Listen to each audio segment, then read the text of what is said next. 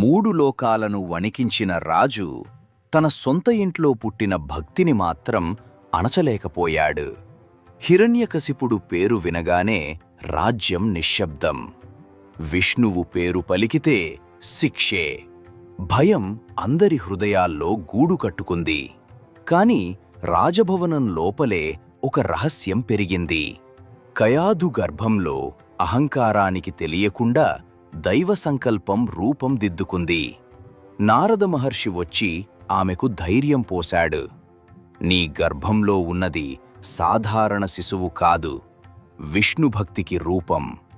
ఆ బోధ కయాధు మాత్రమే కాదు, గర్భంలోని శిశువు విన్నాడు. శ్వాసతో కలిసి నారాయణ నామం అతని రక్తంలో కలిసిపోయింది. కాలం గడిచింది. ప్రహ్లాదుడు జన్మించాడు. చిన్న వయసే కాని భయం తెలియని ప్రశాంతత అతని ముఖంలో నిలిచింది. గురువులు రాజనీతి, భయం, విధేయత నేర్పాలనుకున్నారు. కాని అతని నాలుకపై ఒక్క మాటే, నారాయణ నారాయణ. అతను పిల్లలకు అదే నేర్పాడు. భయం మనల్ని చిన్నగా చేస్తుంది, భక్తి మనల్ని నిలబెడుతుంది. విష్ణువు మనలోనే ఉంటాడు.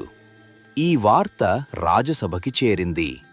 హిరణ్యకశిపుడు కళ్లలో కోపం మండింది. నా ఇంట్లోనా, నా రక్తంలోనా అని ప్రహ్లాదుణ్ణి పిలిపించాడు. నువ్వు ఏమీ నేర్చుకున్నావో చెప్పు. ప్రహ్లాదుడు తలవంచలేదు. నేను నేర్చుకున్నది ఒక్కటే నాన్నా, నారాయణుడే శరణు. ఇక్కడ నా శరణు తప్ప మరొక శరణు లేదు అని రాజు గర్జించాడు. ప్రహ్లాదుడు నెమ్మదిగా అన్నాడు, శరీరానికి రాజ్యం ఉంటుంది నాన్నా, ఆత్మకి పరమాత్మే రాజు. అహంకారం యుద్ధం మొదలుపెట్టింది. ఒక చిన్న స్వరాన్ని మౌనం చేయాలనుకుంది.